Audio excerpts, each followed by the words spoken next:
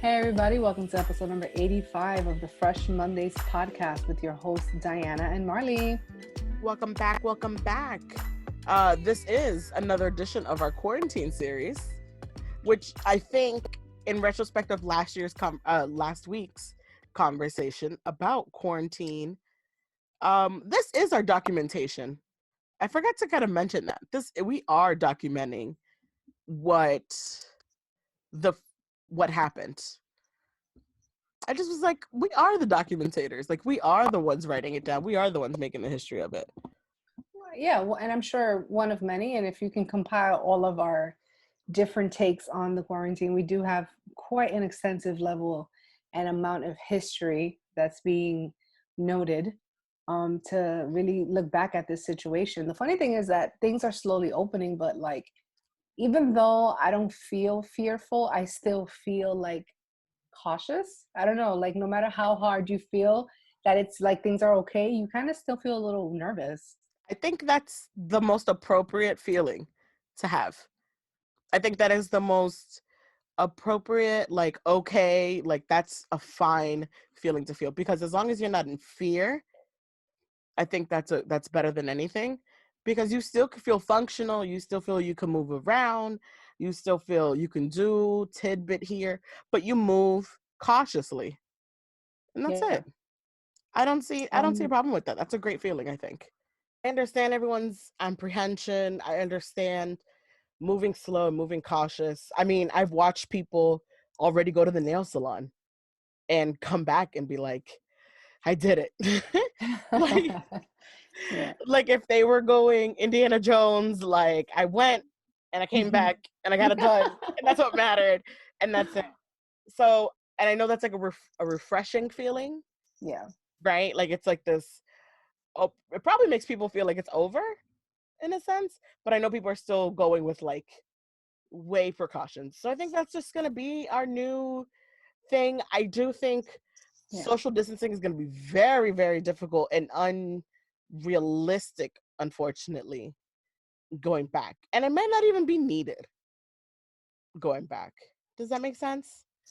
Yeah. And I also understand that I think one thing we have to also give ourselves time to is that this was traumatic. Yes. And getting over trauma takes time. Yep. And I don't think that it's like just ripping off the Band-Aid. No, like this was traumatic. Like, guys, we literally spoke about death for the past 2 months. Like that's all we were talking about. Death. And that is not normal.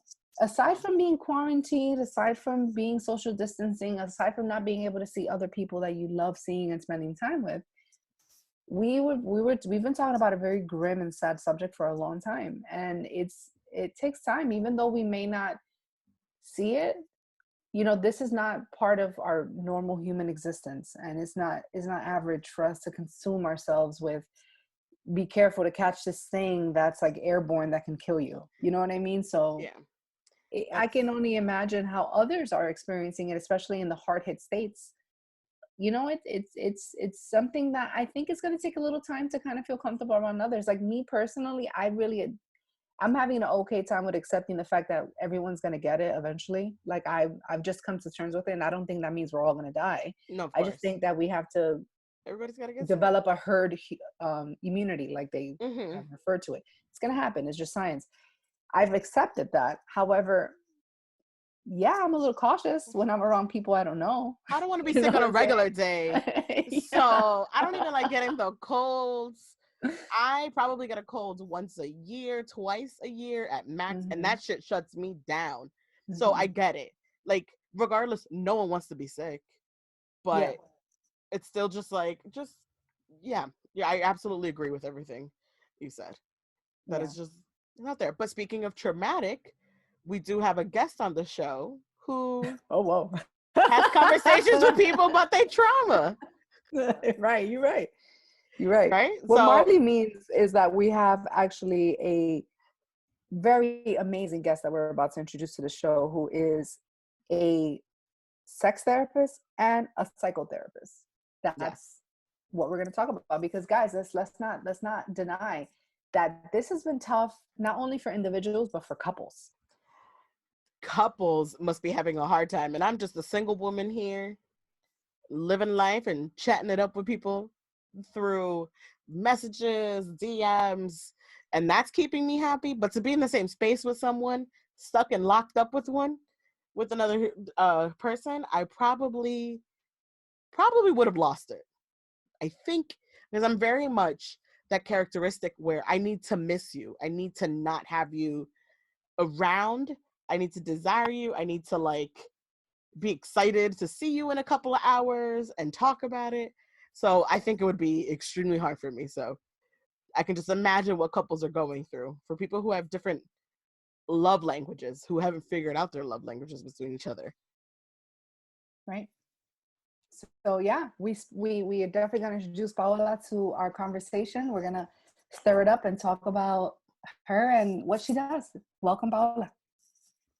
So everybody, please welcome a very special guest, Paola. She is a part of our Fresh Mondays conversation of episode number 85. Please introduce everyone to what you do and who you are. Of course, thank you first of all, you guys, Marley and Diana, for having me. My name is Paula Rodriguez, and I am a sex therapist and a psychotherapist here in the beautiful city of Miami. I have a practice, it's called Life Discovery Psychotherapy, and I mainly focus on working with adults, and I specialize in relationships and sexuality. That's awesome. What exactly a psychotherapist versus a psychiatrist? Psychologist? Yeah, psychologist, psychiatrist, like all the other variations. Sure, What's it is the good to know the variations? difference, Marley. It is good to know the difference. So remember, psychiatrists are people that prescribe medication, right? Okay. So a psychiatrist has to go through the whole training of medical school. So when you go see a psychiatrist, not some psychiatrists do therapy, but their specialization is medication. Then you have a psychologist, a clinical psychologist, and clinical psychologists basically can provide therapy as well. However, they also do testing, right? Like school testing, testing for certain disorders. And psychotherapists, we focus more on the therapy aspect. So, we basically provide therapy, we don't do testing, and we don't prescribe medication. Nice. That's Okay. good to know. It's good to know. Especially when you like meet someone and they say they see a, you want to kind of piece it together. You're like, oh, is this person seeing a psychiatrist or is this person seeing a psychotherapist? Like you want to know how to really engage in the conversation if a person shares that that's what they're doing. Yes, and it's good to know because, a common complaint that I get is that my clients come to me and they're like, I went to a psychiatrist, they had me there for like 30 minutes and they, walk me out the door because sometimes people don't know the difference. So it's important to understand that a psychiatrist focuses more on medication, a psychotherapist or a psychologist, they do more like the therapy type of work. Is there like starting levels? Like, should you start with one, then progress to another, or kind of, go in between to see which fits you best? Or like Yes, once you graduate to one to another or something? so different degrees, right? So for example, I know myself, listen, more power to my doctors out there, but to be a psychiatrist, I believe probably like 14 years school. It's a lot of school. So I think it's different degrees, right? To be a psychiatrist, you will be an MD. A psychologist, you would have to get a doctorate. So bachelor's, master's, and then 3 years, I believe, doctorate degree. And then a psychotherapist, bachelor's, master's, and licensure.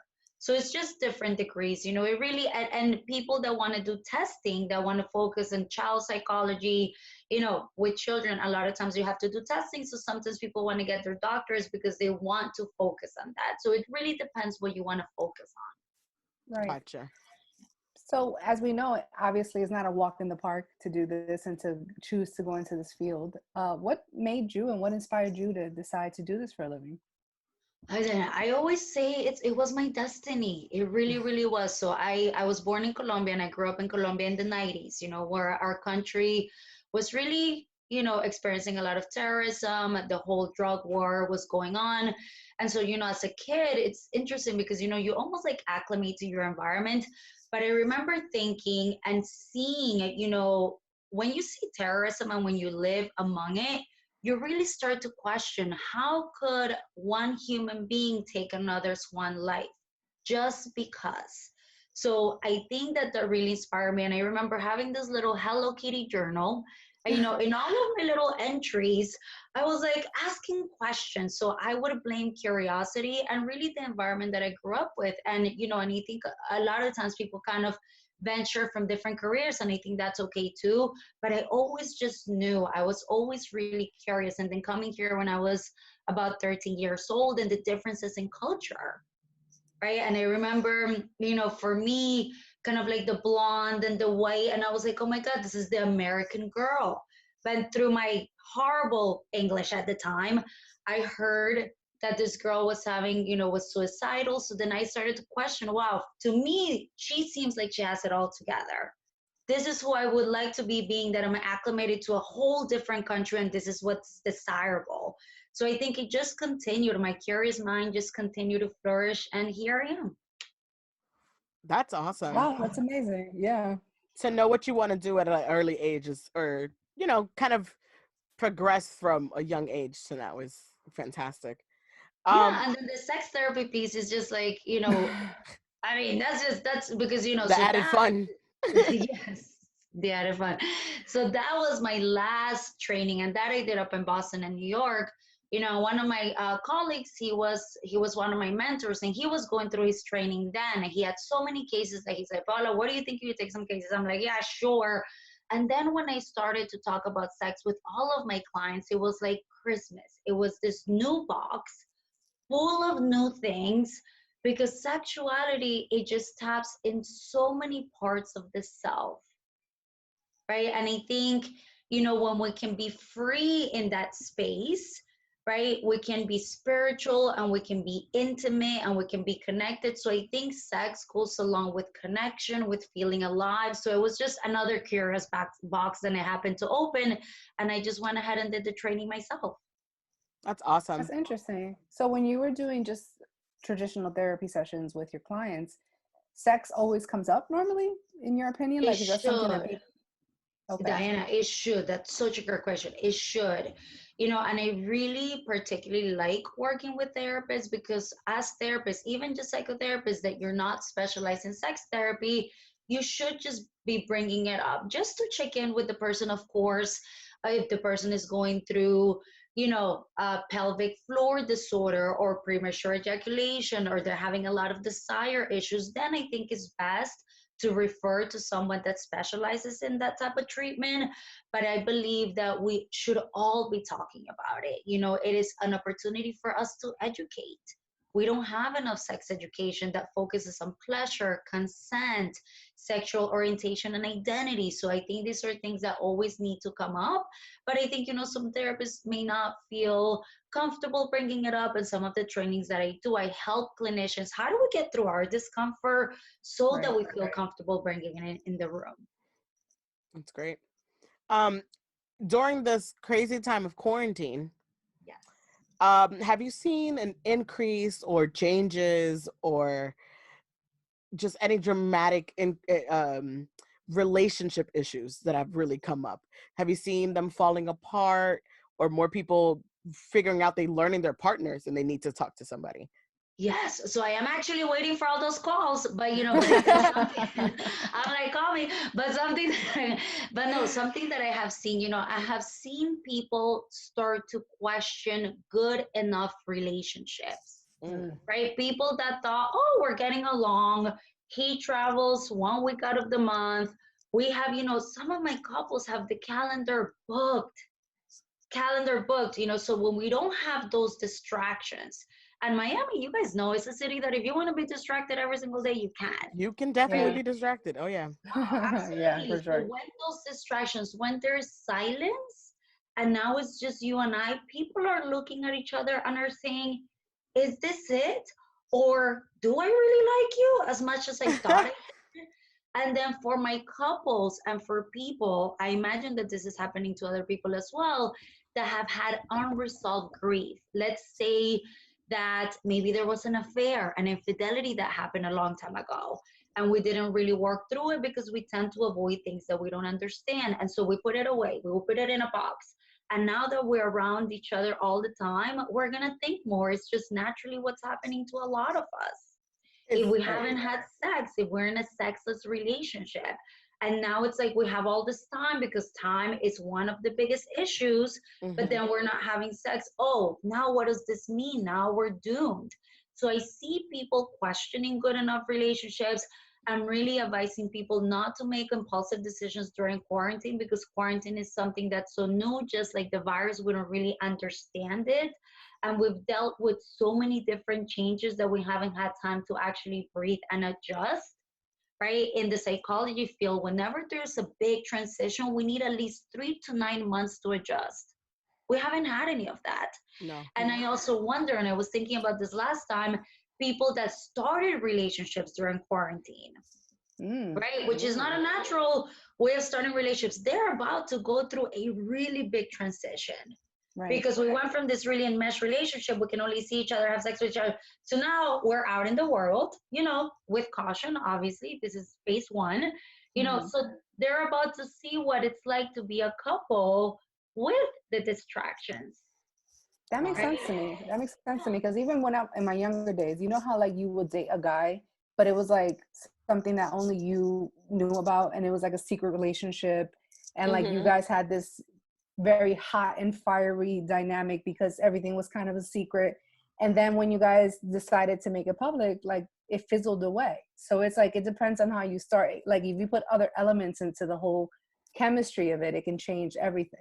So I guess that Absolutely. makes sense. I never even thought of that. And you know what I think is really interesting, because you know how they say that absence makes the heart grow fonder, or isn't Hmm. something like that? So Yes. in a scenario like what you just painted, you never have distance with the person, so the person doesn't look shiny anymore. It No. kind of like they become like your sibling. I don't even know how to Yes. explain it. Yes. So extreme togetherness. Hmm. Right? And you guys think about a candle, right? In order for the candle to continue burning, it needs air. When we suffocate the relationship, it tends to turn off. So, such a great point, then, because I think that extreme togetherness, and Esther Perel, which if you guys don't know her, please look her up. She's amazing. But she talks about love is to have. Love wants no distance. Desire is to want. Desire needs a space. And when we're together all the time, and we're wearing shorts and pajamas, because why change? We're gonna work from home, right? Right. It's like, where does that desire go? So I'm really encouraging some of my couples, listen, do date night. Even if you live in a small Miami apartment, go in the closet, change, do a movie night, as if you were outdoors, because we have to find creativity within this really interesting and difficult time that we're all living in. Right. I mean, I the rumor is that a bunch of people are getting divorced, according to like all the stuff that I've seen. I know, and that sounds, man, and I think people have talked about it, but I really encourage them. Listen, this is let's I see it more. If there are things that you're noticing, don't think about it like the end of it all. Think about it as an area of growth. And let me tell you, therapy is going to be cheaper than divorce, right? So I'm just saying, whatever the health insurance covers, yeah. might as So well. I You already think put it into it. So I think, part of it, and why not, if there's certain things that you notice about the relationship, I also talk to my couples about that a lot. Is this the time to bring it up? Because even for single people, I have some people come in and they're like, Paula, I was thinking about this and I hadn't thought about this for years. And I realized that I actually really want a partner, or I realized, am I happy in my job? We're asking this existential question because we don't have the usual distractions. So I think, Right. I am a big middle ground type of gal, right? We don't want to go to the extreme. It's not good to have full blown distractions and never give yourself time to think. But it's also really interesting what happens when we're in isolation, right? And we don't really, and we have all this time to think. So it's like, listen, put a little sticky. This is an era of growth, but it is sad that a lot of people are kind of being impulsive about divorce. Let's see what happens. I really do hope that people don't make too many impulsive decisions now. Right. Do you think it's one of those, if you can make it through this, like that's a 1 star for you, or like that's a 1 up for your relationship if you can make it through the storm that is this quarantine, right? I do think so because, I believe that necessity is the mother of creativity. And in order for us to be able to survive this, we got to be creative. And even, and it's hard to give each other the space, but even if you say, if you put a little sticky on your door, there's a living room and there's a room, hey, me time, and that person is not allowed in. It's still some level of space, but it is hard because I think, we don't have that air that I'm talking about. Right. Yeah, absolutely. Yeah, and you know what's interesting? I remember like when the quarantine first started, everybody was like, "Oh, everybody is gonna just be having sex all day because everyone's home all day, everybody's bored." And it's like, I don't know if that's necessarily what happens after day 40. You know what I mean? It's like you're like, I don't Yes, mean to like yes. put my business out there, but like your sex life kind of dwindles down a bit after like 50 days of being together. You know what I mean? It's just like I think it's normal. Like it's not quite as creative or quite like on the top of your list as if you guys were busy and having other stimulants. Yes, and listen, something that I've noticed just from myself, I've had to implement like really solid boundaries for myself because, the mind is busy. Yes, we have more time at home, but it's not like we're saying, oh, everybody gets a break. Ooh, no, we have to quarantine because there's this big virus going on. We see it in the news. We get an email about it every single day, right? So, in order for you to have sexual response, you need to be relaxed. And if the mind is busy, even though I have more time, even though my partner is so attainable, that's not going to be possible. Right. And like what you're saying, being together all the time, so I think, you guys, it's so important. Even, even in times like these, we have to be really intentional. I think we fall under this trap, this mental trap that sex has to be natural. Like in the movies, she looked at me and I looked at him and everything happens quickly. No, that's not how it works. So even being able to say, you know what, Wednesday nights, we're going to turn off the computer because, now that we're home, we could just work all day. We wake up a little bit later. So now we're working till 8:30, 9 o'clock. At 8:30, I turn off my computer, right? And we are going to have an intimate night. Whatever that means, you get to create what that looks like. Maybe he'll have an idea. Maybe I'll have an idea, right? And I have a rule. On Sundays, I do nothing. On Sundays, I have no plans, right? And even with my clients, I usually see people back to back, but I notice, oh, I need a little bit of time between clients, so that's what I started doing. We have to constantly be connected to ourselves to understand what do I need in order for me to enter this relaxed space so that I can enter this sexual intimate space with you. I like that. Especially mental health has a lot to do with sex. And Yes, it everything definitely does. has a big connection. Would you say that women struggle with that the most? Or is it men or equally? When So it comes to just being sexual in these times, right, with your mental health, but just in general, in the general sex life. I think in general for women, the main two things that I've seen definitely our inability to stay in the present moment. And I just think that that's how we were built. We're nurturers, we're mothers, we're planners, right? We're constantly looking ahead.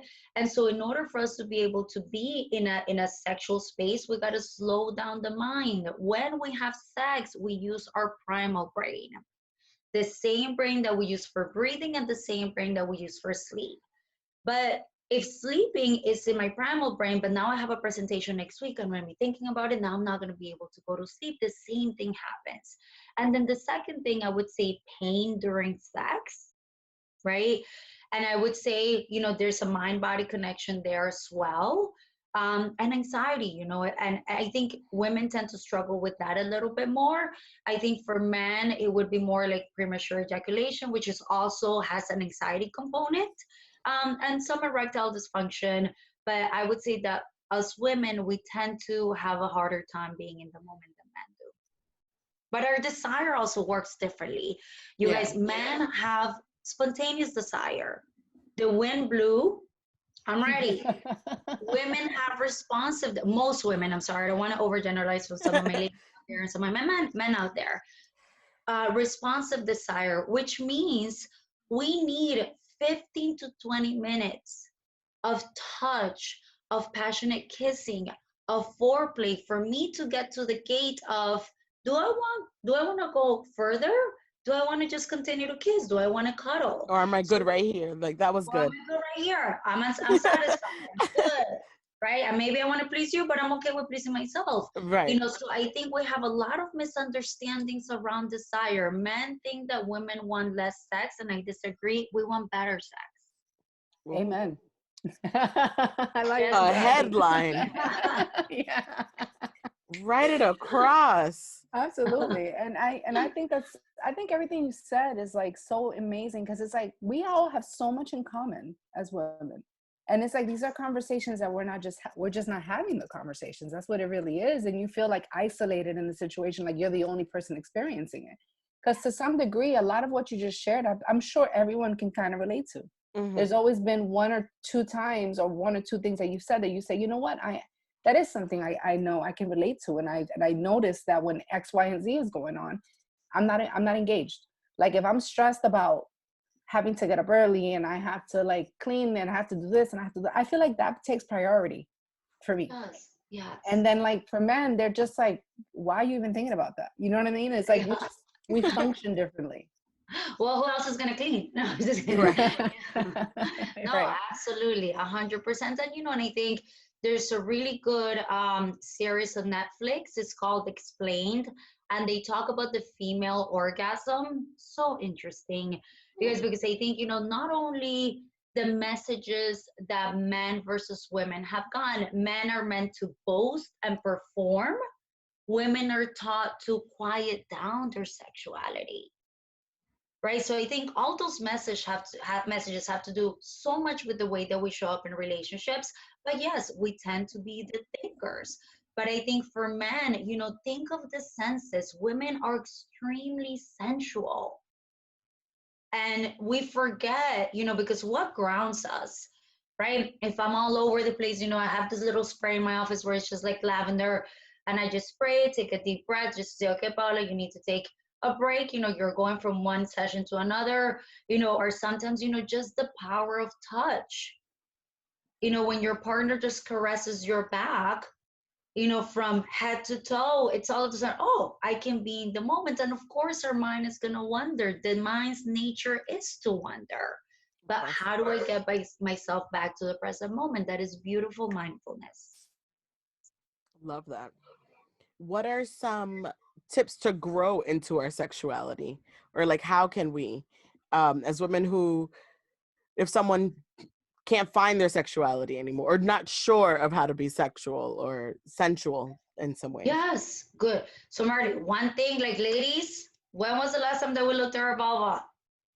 Right? Take a mirror down there. Say hello. How is she looking nowadays? Two, I think self-exploration. And I think for the month of April, I think they may still have it, but there's this app called Dipsea, Dipsea, and it's guided masturbation. Because what I've experienced with some of my women is like, Paula, I don't know where to start.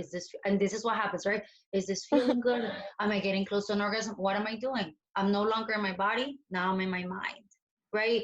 So know what you enjoy. Get to know your clitoris, get to know the parts of your body that feel good, right? I think another thing is really, in sex is one of the few places where we can be really selfish.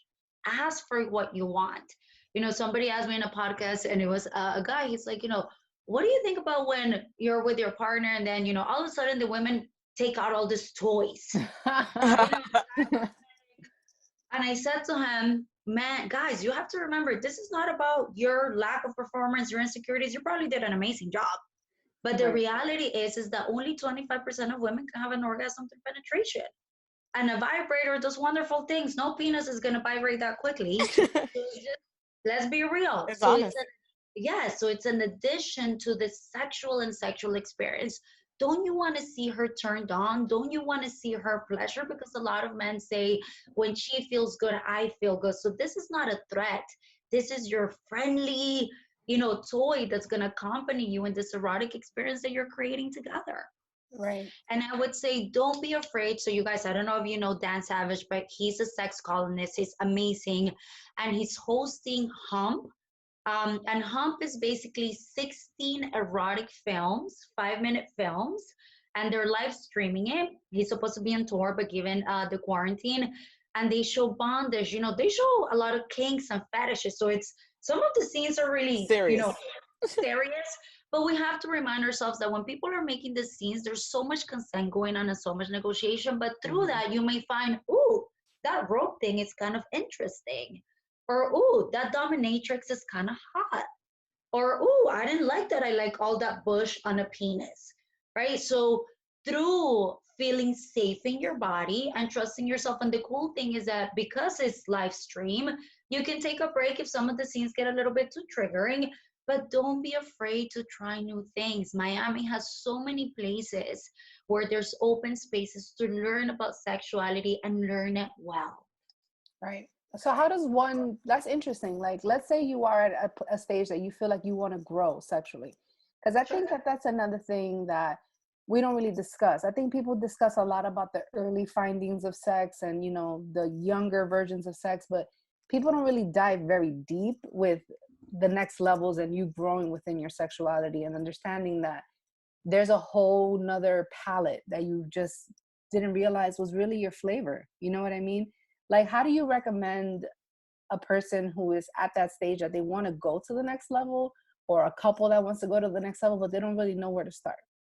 Yeah, so I would say, so one, before even doing any, and this is for couples and for individuals, you guys, it's really important for us to check our judgments around sex, right?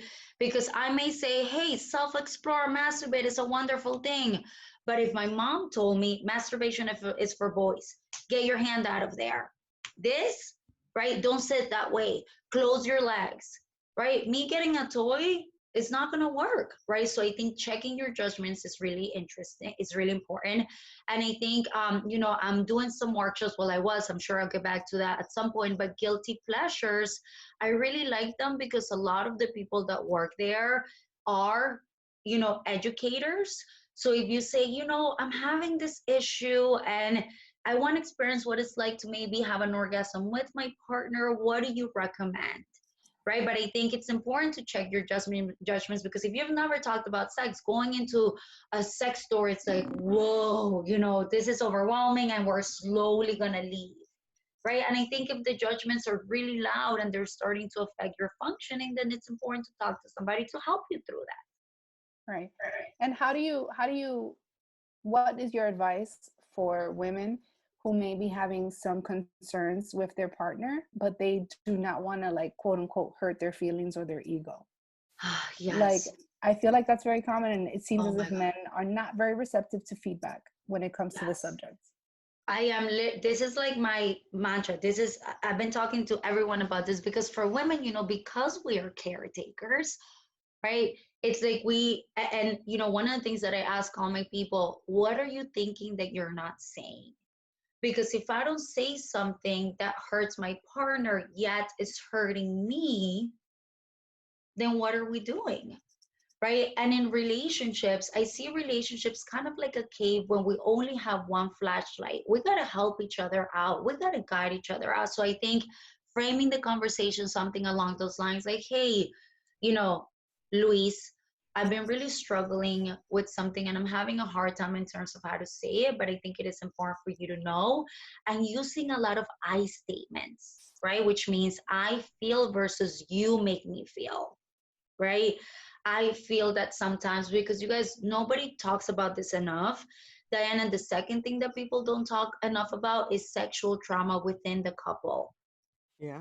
Which can be devastating, right? Because if it's hurting, but I'm doing it and I'm sitting there, oh, I hope he comes quickly. I hope he comes quickly, right? What am I feeling? Now my mind is associating sex to a negative experience. Mm-hmm. So instead of one problem, now we got two. Right. Right. So framing it in a way that the person can hear it. And if he gets frustrated and angry, that's his stuff. You guys, in relationships, it's really important to understand what's mine and what's yours. When I hear women ask me, what can I do so that he doesn't, no. What can I do so I can deliver the message in a way that he can hear it? I can help you with that. But if he gets frustrated and angry, something is being triggered inside of him that probably has nothing to do with you. Right, like you don't want to, you're not telling him because it's his you don't want to hurt anyone's ego, and it's not about their ego at the end of the day. Exactly. It's about the relationship and the connection within the Exactly. relationship. Exactly. Exactly. Wow. I feel like everything you said was just golden. Like we got so many really great tips and so much good information. And I would love to people to follow and know what you do because you truly are passionate. For a little background story, me and Paola met, I want to say almost 2 years ago now. And Yes. since the moment I met her, she's such a vibrant person. She has an amazing spirit. She's just like, she gives you this energy that makes you want to get excited, which I think is beautiful. Good thing I'm a Especially sex when therapist. right, and especially in Getting this everybody subject. excited. Yes, and it's great. And you want someone to make you feel enthusiastic about sexuality and about enthusiastic about self-exploration. So how do people, get connected with you, and what are some of the things that you're currently working on? Sure. So you guys, my Instagram, I try to do as much as education as I can, and I talk about sex, but I also talk about mental health, and it's Life Discovery Psych, PSYCH. I'm also doing workshops. So tomorrow I am doing tea and sex, and we're going to be talking about infidelity with the World Erotic Art Museum. And I was doing live workshops. I really like workshops because, not everybody wants to come to therapy. Not everybody's insurance covers therapy, right? Yeah. So it can be a little bit of an investment, right? So totally okay. So in the workshops, I think I like to be creative in my workshops. I don't like for us to sit down and write because sexuality is about moving the body. Sexuality is about, and it's so nice when somebody can say, oh, I'm not the only one that feels that way. And that in itself can be so freeing. So hopefully when things get back to whatever normal is going to look like, I am going to continue to do the workshops. And I always post all the little talks that I'm doing on Instagram as well. Yeah, I Awesome. love her posts, guys. Please follow her on Instagram. Her posts are so great. Her captions, you know how sometimes long captions, you're like, I'm not reading this. They're worth it. Read the captions. They give great advice. Like I honestly, truly believe that she's very good at her job. Like I think she's Thank great. you. Thank And you. I can't wait for things to get back to normal because I have faith that they will, for you to continue your workshops. I think you're doing a really great difference, and you're really helping people in a very big way, because Oh, thank you, when Diana. people think of therapists, they only think, oh, something's wrong with you, this person's suicidal, or this person is sad. No, therapy is for everything. Therapy is for quality of life. Therapy is for growth. Therapy is for self-fulfillment, and I'm a It's a very big life advocate of skill. it. Yeah, it's a life Yeah. skill. You guys, we pay for so many other things. If we need legal advice, we go to a lawyer. If we need, right? And we forget, we tend to forget that this is the brains of the whole operation. And I think now that we've been quarantined, we've all had a little bit taste of what anxiety feels like, because I think that's the one thing that's truly airborne, right? So Yeah. it's a realization that we got to take care of the mind. It is the most important part of all of us. It's not about the thing about being crazy. It's about people that are ready to grow. They're like, and that's the beautiful part. When people come in, not like when they're about to explode, which that's okay too. But when people are like, I'm kind of feeling stuck right here. Can you push me over a little bit so that I can get to the other side? That's the growth that a lot of people need. That's awesome. Thank you so much for joining us. I hope this really inspires everyone to be open about sex and also therapy, and Yes. having conversations with everyone. We appreciate you joining us. And Thank you, thank you for the ladies. time. Don't forget to follow Paola one more time. What's the Instagram? Life Discovery Psych. Life Discovery Psych. Excited. Thank you so much for joining us All and your right, guys. time. Thank you for opening up this space. I always Of appreciate course. people that are willing to talk about sex and therapy. So thank you so much. Thank Thank you for making you. time for us. Okay, Take care. guys. You Bye. too. I really enjoyed that. She's It super was, sweet. yeah, yeah. It was good. Like I feel like what she said is gonna resonate with so many people. People who are single, people who are not, people who are in relationships, people who have been married for 12 years, people who just started dating. I feel like a lot of what she said is like, it was really like golden information. And I think a lot of couples are actually going to go to therapy after this, or have already signed up even for Zoom therapy. They must be signing up for it, and I think it's a great idea. I don't think there's anything, and I like how she said there's no shame in going to therapy. Everyone needs it.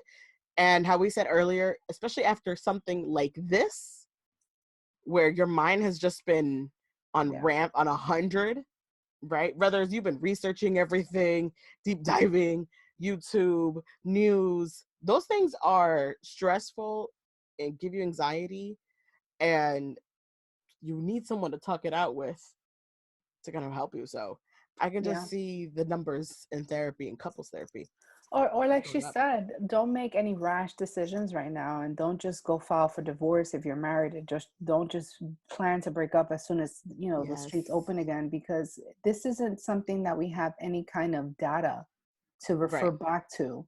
This is all, we're like the first people to ever have gone through this in Yeah. modern day. So it's like, that's good advice. You know what I mean? Don't just pull the trigger on someone that you love and care about, because this isn't normal circumstances for people to be experiencing. And I feel like that's very helpful information.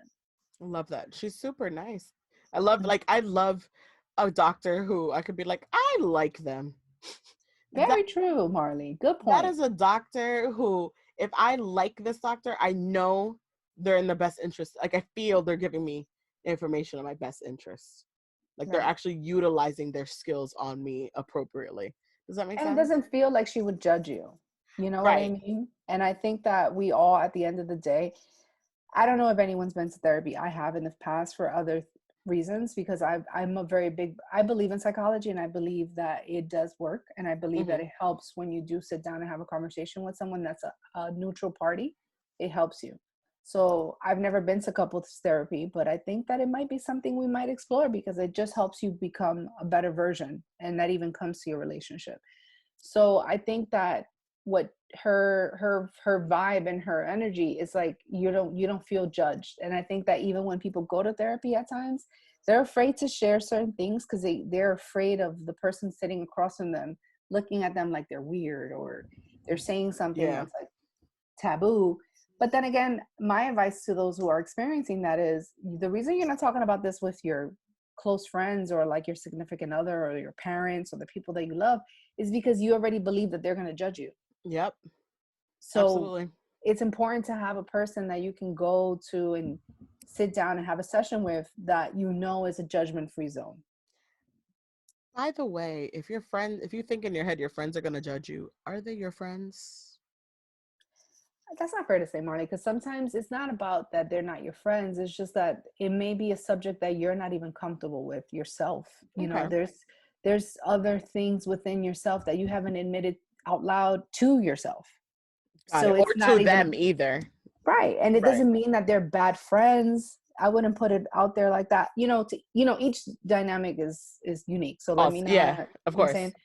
But however, let's not get super like, oh, that's not your real friend if you can't talk about it. Maybe your friend doesn't have the capacity to help you with trauma, or something that you haven't even come to terms with on your I love that. Look at us in our own little session. own. I Right. love it. No, it's just a couple thoughts you have but you're right. A psychotherapist, which I love that she broke down for us the difference between the psychologist, the Right. psychotherapist, and the psychiatrist. Right. Because at the end of the day, we don't know what we're supposed to go to, like where to start when it comes to these things. Mental health is hard to get like your foot in the door to be like, I'm gonna go forward with this Right. and meet with someone and talk to someone. Or So admitting that you need to talk to someone is difficult. that's the harder part, or telling someone else that they need it. Like, there's so much around mental health, and May, I believe, is Mental Health Month, is it not? Oh, As we look at talk about that. this, Look at that. it's I love throughout the years. I find it interesting throughout the years. Mental health has become a subject that is more. What's the word I'm looking for? Less taboo. Less taboo.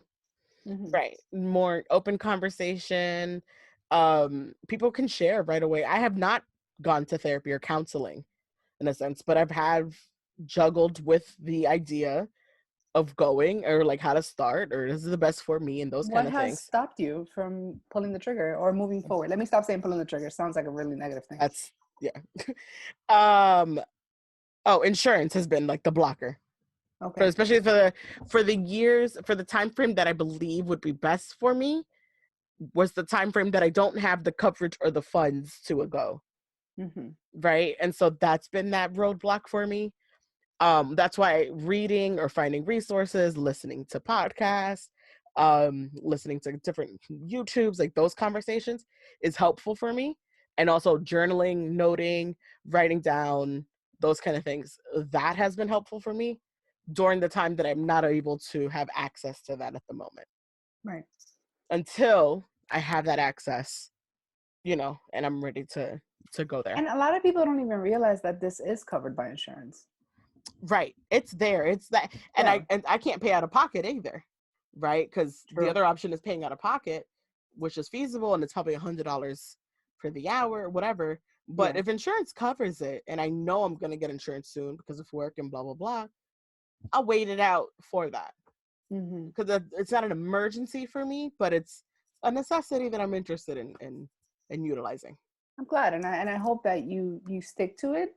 If when it does come up, that we can start going into sessions and looking and exploring into these things. I've been noticing also that with the pandemic and with everything that's going on, have you guys been noticing there's like ads that you can like have text message conversations with people who are mental health specialists, or there's new platforms where you could do everything online, or you can even do something where it's like a chat, because we live in a society nowadays where people may feel more comfortable expressing themselves via a platform where they can type it out versus having a verbal conversation, which is great. And I'm glad that things have come with the times, because there's certain subjects that are hard to really open up about. And I'm glad that they've created platforms now that you can actually do these things via a platform where it's web-based. So for those of you who never looked into it, maybe you should. It's worth a Google. It's not like I have someone to recommend aside from Paola, which is a person that I can consider I'm very blessed to know, because I'm sure that if I just text her one day, because I have her contact, because I've known her for a while, because we've done things together in the past with, you know, different workshops and stuff that she's done, and I've helped her, you know, supported her, and she supported me. So she's an awesome woman to know in general. So I'm fortunate in that sense. But a lot of the way I discovered people is just Googling them and looking into subjects and finding out how they provide their services. And it's like, don't be afraid to take that step and saying, hey, you know, I may not feel comfortable kind of doing it face to face, but now there are ways that you can do it in other ways. You know what I mean? So it's just like, it's important that if you listen to our podcast and the only thing you took from this was that your mind has to be in a good space for you to enjoy anything in life, even as simple as sex, something that's just so natural and primitive to us. And we're not, you know, necessarily always comfortable having this type of conversation with all of our friends. That's another thing, Marley. Like, there's not every girlfriend that you have out there, any homegirl that you could really sit down and say, you know what? Right. Like you have a friend for different subjects, areas, pockets, little things. Yeah. You have certain friends for that, for sure. For sure. And I did love how Dr. Paola said the brain is the machine of it all. Yeah. Right. I believe that's what she said. So you can't even really orgasm if you're not into it mentally. If you're mentally, you're not, everything is not connected. It just doesn't work that way. So fantastic conversation. We appreciate her being on the show. And before we wrap this up, anything new, any recommendations, any happenings or thoughts, final thoughts? Recommendations. I did finish just watching the new season of Working Moms. It's a really good show, guys. It's a really good show. You're like the 10th person, so I'll do it. Honestly, I didn't want to watch it at first because I thought it was something that I couldn't relate to because I'm not a mom. You know what I mean? So that's why I never got into it. But once I actually gave it a chance, I'm like, this show is really about women. You know what I mean? And it's like, I like to watch shows that inspire me, and I feel like it inspired me in a sense of like one of the main characters. She's a very driven and like boss like type of chick, and it's like I like her character because I feel like it's relatable for a woman like me. I can see myself prioritizing my goals at times more so than my relationship. But I don't mean it in a sense that it takes a back burner, but I mean it in a sense like sometimes you got to keep going when it comes to that in order to like go to the next level. And you can't, you got to sometimes sacrifice some of your personal life for those goals. You know what I mean? And it's like, I think it's really inspiring to see that, hey, there's a character on a show that she's showing you that she's doing it, but she's married and she's a mom. And I think that's dope. And I feel like we need more examples like that. because it's like it at one point it feels like you have to choose one or the other. Like you can't be, you know, a cookie cutter mom and also be a badass at the workplace and like taking over shit. And I feel like this show kind of shines light on that. All right, definitely worth checking. How many seasons does it have? I think it's 4. It's pretty good. It's a 4 solid seasons, show. Solid show. They keep getting renewed. I hope they get renewed again for a 5th season. Quick watch, which I really enjoy. I love episodes sometimes that are just like 30 minutes. Like sometimes you don't really want to do the hour, you know? Yeah. Oh, an hour sometimes be a push through when you're on the couch and you're just like, let's go. And it's funny too, guys. It's a funny show. Okay, good. Based in Canada, which is pretty cool. I like watching how other people are really so much like us. You're like, you know, we're all really the same at the end of the day. We're just attached to each other, people. Yeah. Great recommendation. I have only watched one thing really this week, and that was The Wrong Missy. Just a comedy. Oh, okay. It was corny, but like, yeah, corny, cheesy. If you like Adam Sandler based movies, like those kind of traditional slapstick funny kind of things, it's that. Forgetting Sarah Marshall vibe-ish. It's just that. For sure. So I enjoyed that one because I just needed a laugh out loud. This is gross. This is disgusting kind of moment. So I enjoyed that, but I'm definitely going to check out Working Moms this week. You should dive into that. I think that I also noticed that I kind of have to watch things that make me laugh and like things that kind of bring up my spirit, because it's just like, it's good for you to kind of like disconnect in that way instead of disconnecting and watching like shit about people getting killed and murdered and like, you know, right. like you. Right. My original plan was to start Billions, and I just like, that seems a little bit darker. I just need jokes. Billions is good, but you have to also understand it's very wordy. I've heard, yes. I love a wordy show. Yeah, but you have to be ready to pay attention. Like pay attention, yeah. That's why I was like, no, I'll watch this. The Wrong Missy. Grossed out. The Wrong Missy sometimes is kind of like one of those movies that you can like scroll and watch too. Sometimes, yes. Because you know how sometimes you want to be able to scroll and watch. Yes. So it has that. I like that. And that's our episode for this week, guys. Yeah. Don't forget to follow us on Instagram, which is Fresh Mondays Podcast on Instagram, Fresh Mondays Podcast on Facebook. Make sure to like us and follow us on Facebook, guys. There's 2 buttons there. Shout outs to all our new followers, new listeners who have joined or subscribed. I've got a couple of people who subscribed this week, so I appreciate you. Nice. We appreciate you. Nice. You can follow the day ones, guys. Oh, the day ones always get a shout out. Always. Always in our hearts. You can email us at freshmondayspodcast@gmail.com if you want to be a part of the show, if you want to advertise, if you have something to talk about, a topic you want us to hit on, people you want us to bring on.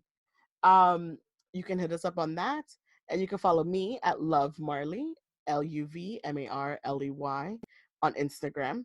And Diana's private, so you can't have her no more.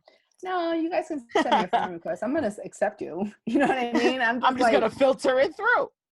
Yeah, I'm just learning that sometimes it's okay to kind of keep things. I mean, Fresh Mondays Podcast is not private, so you could definitely follow us on there and see a lot of our personality shines through there. And a lot of people have been giving a lot of positive feedback on our little games and our little tagging, because it kind of keeps us all connected and having conversations.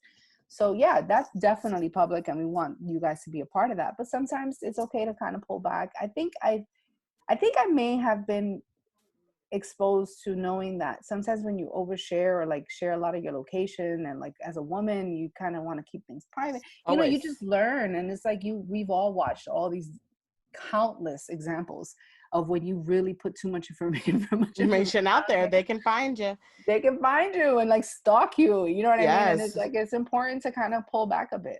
It's important to post after you left a place. It's important to be aware of who is following what. And something that I've done with my social media recently is I've started unfollowing a lot of people. And I don't care who, what, where, why. I started following things that are no longer my interest, and my new interest is home decor and decorations and stuff like that. And so I started plugging those things in. Those are the things that keep me cheery, happy. Yeah. That's what I want to see. I started, feel free to change your whole everything without You a gotta shame. clean it up sometimes. You gotta clean it up. You gotta clean it up. With that said, thank you guys again for joining us. I'm sorry, guys. I am Diana C _ It doesn't mean you can't send me a request. I am Diana C _ You could definitely still send me a friend request. And also always contact us on Fresh Mondays podcast. We do get to it. A lot of people have been hitting us up lately about collaborations because we've been putting some information out there. It's still something we're requesting. We're looking to expand and grow. So if you guys are interested to be a part of that, let us know, because we're looking to team up. We're at a stage right now that thankfully we're hitting an upward trend. So we want to keep that ride and keep it going. And everyone's going back outside and we're getting back into the groove of things. So we want to still keep growing, guys. Yes. We're into it. So hit us up if you guys want to. And honestly, I know that this has been a tough journey for all of us, and we're all kind of just transitioning back into things. I had a death in my family recently. Don't want to be a downer, but it just shows that this can hit you in a lot of different ways. So stay positive, guys. The worst has already happened. You know what I mean? We're finally on the other side. The summer's about to hit. Memorial Day, guys. Memorial Day. I know this is kind of whack. I'm driving to the edge of the state just to look at it, just to look at the water. Mm-hmm. Yeah, it's a different Memorial Day, but you know what? We're blessed to be here. Mm-hmm. We're blessed to have the sun. We're blessed to be with what we have and who we have around us. We have to make the best of it with what we got. So enjoy your weekend, guys. Enjoy your Monday. Enjoy your Monday. Holiday weekend. And for those of you who have the luxury of being able to do a barbecue this Memorial Day, enjoy them burgers. Enjoy them hot dogs. That music and them drinks. Have a good one. Happy Monday.